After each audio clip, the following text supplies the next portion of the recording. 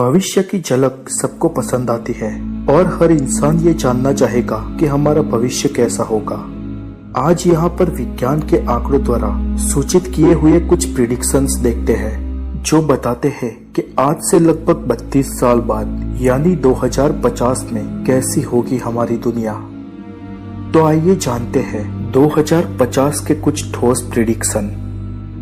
2050 तक विश्व की जनसंख्या कम से कम 960 करोड़ के पार हो जाएगी और 2050 तक भारत की आबादी चीन से भी ज्यादा हो जाएगी। संयुक्त राष्ट्र की रिपोर्ट के अनुसार 2050 तक समुद्र तल में इजाफा होगा और विश्व के सी लेवल में बढ़ोतरी होगी, जिसके कारण कम से कम 2 बार दुनिया के कई देश फ्लड का सामना करेंगे।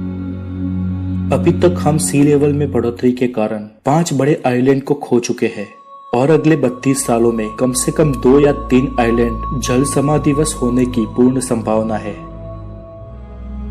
2050 तक लगभग 50% नौकरियां खत्म हो जाएगी क्योंकि तब तक कई सारे फील्ड में रोबोट्स की रिक्रूटमेंट हो चुकी होगी। खासकर cleaning, babysitting, cash transaction, weight carrying और ऑपरेटिंग वर्क जैसे कामों में अब रोबोट्स अपना कर्तव्य दिखा रहे होंगे। 2050 तक लगभग 70% वर्ल्ड पॉपुलेशन शहरों में बस रही होगी। 2050 में कैंसर से मरने वालों की संख्या बहुत कम हो जाएगी और 80 साल से कम उम्र वाला कोई भी इंसान कैंसर से नहीं मरेगा और कैंसर जैसी बीमारी को तकरीबन खत्म कर चुके होंगे। 2050 तक मायोपिया जैसी बीमारियों में बढ़ोतरी होगी।